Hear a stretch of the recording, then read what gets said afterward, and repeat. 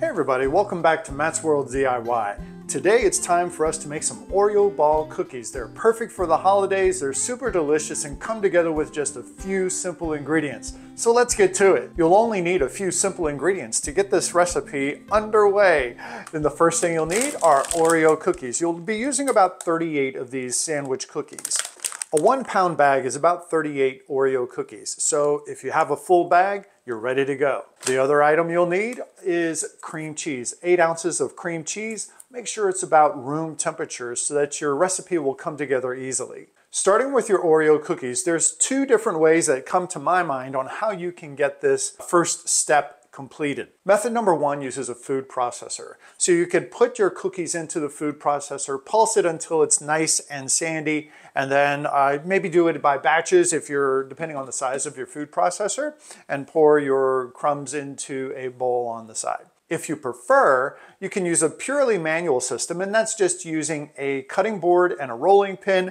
Put your cookies on your rolling pin, put your cookies on your cutting board and just roll away, and whenever you have a nice crumb consistency, you're finished. Today, I'm going to use a food processor because I don't want to have to go through all the mess of all the crumbs going everywhere. Here we go, let's get started.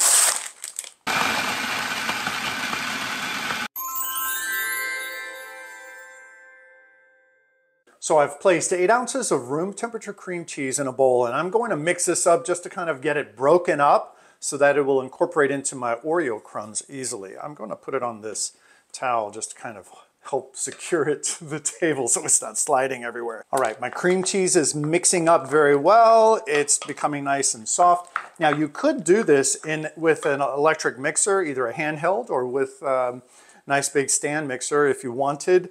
I'm just doing it all manual today because I don't want to have to clean up too many other items in my kitchen. Let me just say this, make sure your hands are nice and clean when you start this process, because I find that the easiest way to get this done is to use your hands to really get the ingredients nice and well combined. You're going to end up with a real blob of a texture here. This looks really good. Now what we're going to do from here is just roll these into little balls, place them on a parchment lined baking sheet, and then they're going to go into the refrigerator for at least 1 to 2 hours. So with my cookie balls all rolled out, I'm going to put these in the refrigerator for about 2 hours and then come back and we'll do the dipping process, which is going to be so much fun. You'll see, and I'll see you then. So in the fridge we go.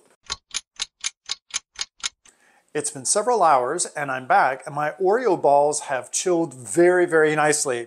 I ended up putting them in the refrigerator for longer than I thought I would, so I decided to cover them with some plastic wrap so that they wouldn't dry out.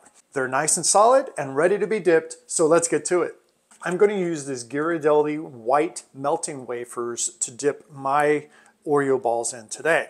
I find that 1 10-ounce bag should do the trick. All you have to do if you're going to put them in the microwave is go about half power, about 30-second bursts, and keep an eye on it because you don't want it to really like boil or anything like that. All right, here's what I'm going to do. I'm going to try using a chopstick to skewer the Oreo ball and then dip it because my dip seems very, very thick. And continue this process until you get all of your Oreo balls dipped and covered and placed on your parchment paper. I've got all of my Oreo balls dipped in the candy, and now what I want to do is with some of these, I'm going to do a little drizzle of chocolate over them just to kind of make them look a little bit more interesting. These cookies are so easy to make and they just take a few simple ingredients. Get your kids involved, your grandkids involved. It can be so much fun. So now it's time to give this little guy a try. Let's see what we've got. Oh my goodness. That is delicious. This cookie is so easy to make and it's so delicious. I love the taste of the cream cheese mixed in with that Oreo, and the little candy coating is, it's super tasty. I love it. So I hope you enjoyed this recipe, and if you get a chance, please don't forget to like and subscribe. Also check out some of my other cookies that I have on my cookie playlist. In the meantime, happy holidays, whatever time of year it is, and I'll see you next time.